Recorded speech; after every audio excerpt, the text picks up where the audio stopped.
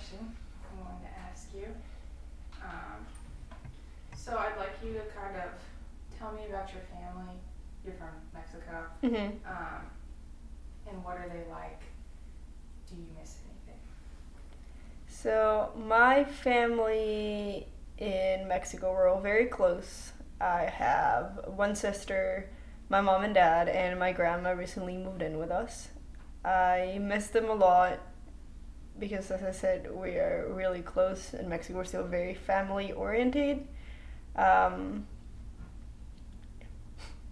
Cool. So, what is your family like? Like when you go home, how do they make you feel? And how do they make you feel like growing up? they make me feel very welcomed. My dad was mostly always working. My mom, she was a stay-at-home mom, so she was with us a lot. My sister's 3 years older than me, so we fought a lot, but we still got along. Mexico's still a very conservative culture, so women stay at home until they get married.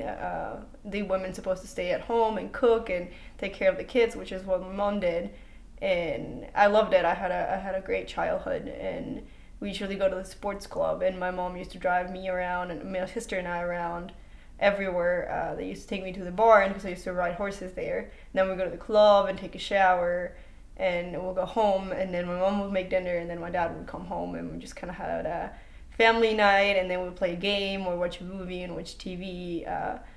So we always spend a lot of time together. We always there was always some sort of activity involved, and I miss that a lot. Every Sunday we would go biking. So when I go home, we still do all these things. It's kind of they take advantage that I'm there, and it kind of goes back to when I was a kid. When I was a kid, because again they miss me a lot, and I think they, since my mom was stay-at-home mom, I think a big part of her life is missing with me living because that's all she did. So we go out to restaurants and we go to the bar and then we go to the club and they just take me around Mexico almost like if I was a tourist. Yeah. So it sounds like your family's very important to you. Yes, my family is definitely important to me. Um, they gave me everything when I was growing up, and I am eternally grateful for that. And I always want to, hopefully, give that back to them somehow. When you say give that back, do you think like getting your education here is a part of that? Yes, I think them sending me here was to study here was a way of giving me the opportunity to better myself. Because especially since I'm gonna go into politics and law field, it's really hard to go into that right now in Mexico. It's very corrupt, and I think they knew this. And also, women don't have equal opportunity as men, and it's really hard for women to get into any kind of field. So they knew if I wanted to do something, I would have to leave. And even though it has cost them a lot of money and it has cost them a lot of emotional damage because they do miss me, they know this is what's going to be best for me. I always talk to them and they're like, well, they miss me and I miss them. And they're like, but there's nothing for you to come back here to, so you gotta stay there. And what giving back means is that both my parents are not U.S. citizens. So I'm hoping that one day I can give them the U.S. citizenship so they can move here with me. Thank you. So moving on to the next question.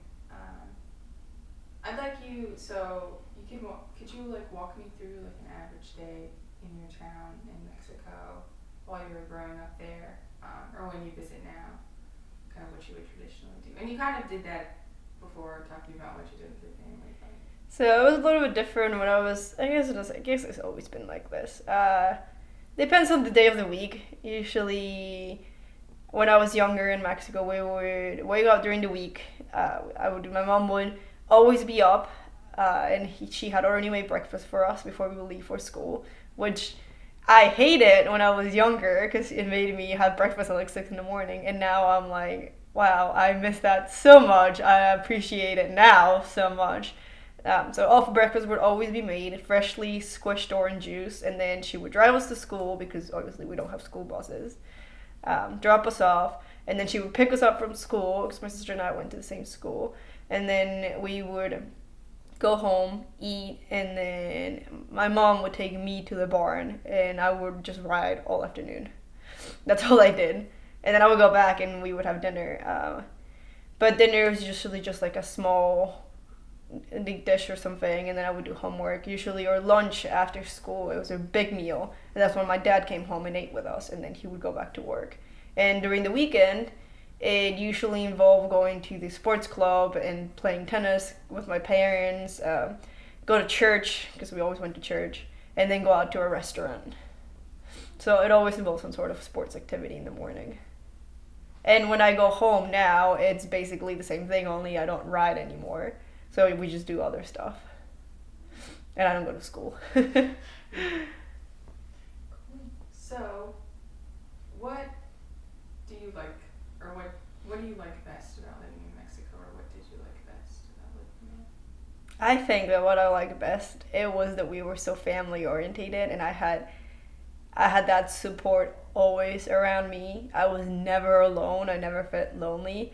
I also like the food a lot, and I miss the food. The culture in Mexico is very rich, is very colorful, is very happy. You can be at a bus stop, and then the person a stranger sitting right next to you, can tell you their whole life without even having to know you.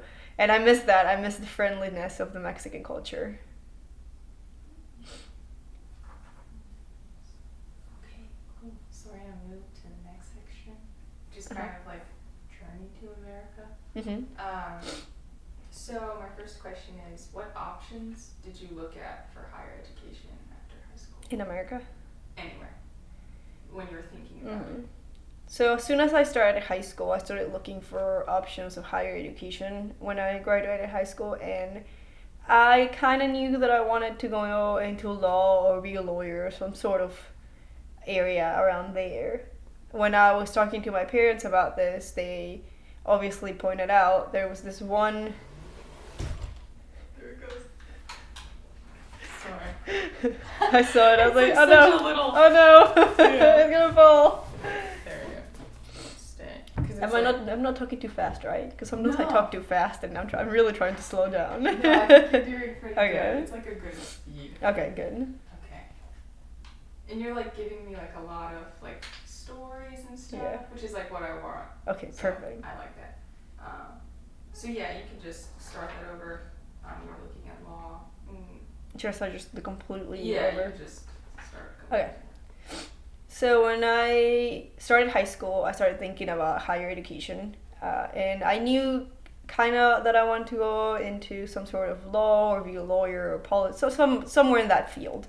So when I was talking to my parents about this, they pointed out there's one really good law school in Mexico called UP, so University of Pan American in Mexico, and it's really expensive.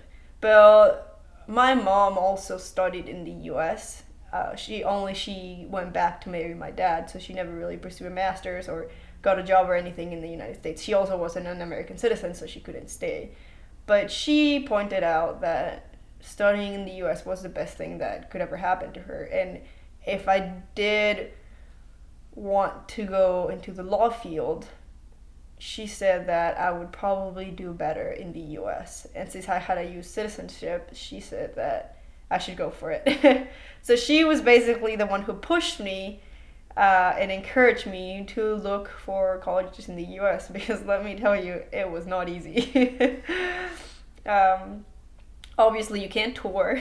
You don't have counselors there that tell you, hey, go here. There's no SAT practice or any of that kind of thing, so you're basically just by yourself and your family, if that. So yeah, that's how I started looking. So you said it wasn't easy. What do you mean? How was it not easy? I had no idea what I was looking for when it came to higher education and colleges in the United States. I had been to the US before because I have family in Boston, and my mom went to Washington College up in Maryland, so that was obviously an option. But what we did is we went through this company called College Prospects, and they do a profile, such as like Facebook, about your sports accomplishments. And then colleges contact you and they're like, hey, we have a tennis program that we want you in, or we have a soccer program, or we have this and that. So I did that for equestrian. So this was the summer before my senior year. And that semester, because I didn't have anything or anyone, I rode every afternoon for like 4 hours because I wanted to ride in the US. So I was giving my whole time to that. And I was taking 2 to 4 hours SAT practices outside of school and like this special little education place where they do that, because you can't find them, but you obviously have to pay, and it's hard. So I was doing that every day, going to school, taking the 2 hour courses, 2 to 4 hour courses, and then riding all afternoon because it was the only way that I could, get it done or get a high score. And my English, I was in a bicultural girls' high school, and I went to the US every summer to visit my cousins in Boston. But my writing and grammar side of my English wasn't as strong as my speaking side. So that was really hard for me. I remember I took the first SAT practice at that place, and it took me around 4 hours, and I came out crying, and I told my mom, I can't do this, because it took me so long to do this just one part that it was supposed to take me like 30 minutes to do during the actual exam. And it was so bad. And then finally, it was a day to take the SAT, which is, there's only one place all over Mexico in my state that they offer it. And they only offer it once a month, every semester. So that's the only day that you can take it. So I had to go in that day in this like giant, almost warehouse type of place and take it with all the other kids that were taking the SAT. That, and I had to take a TOEFL exam, which is like an SAT English level version of it, like how well your English is, because obviously you can't go to college if your English is not at least slightly well. So I did that, and I finally had done it in my first semester, and I just waited. To see what colleges would contact me on that profile, and 4 of them did. Bridgewater, Randolph College, some school in Colorado, and obviously Washington College. So once they had contacted me, it was easier to go to the admissions process, but I also could not go tour the colleges, so it was just a hit or miss. It was a blind process to see which one to choose, and I ended up choosing Bridgewater College.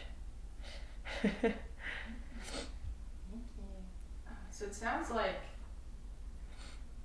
the logistics of coming here through your education was very difficult. You put a lot of hard work into it, which is crazy. Yeah. And so riding was kind of like what kind of opened the door for you? Yes, riding was the biggest. Riding horses was the biggest thing for me, since Mexico is still a very backwards country. Horseback riding is only available for wealthy people. So it was also very hard for me to ride because I didn't have the money to. So I was, I rode anything that had 4 legs, and I was competing against these like $1 million horses. But I also knew that if I wanted to ride in college, I would have to go to the US, because there's no equestrian sports in the colleges in Mexico, obviously. They barely have like tennis and swimming, and that's it. So if I wanted to do that, I would have to go and ride somewhere else. So yes, riding was the most important thing when I was looking into colleges, and that's why it went down to Randolph College and Bridgewater College, which I chose Bridgewater because they gave me the most scholarship, and that's why I ended up here.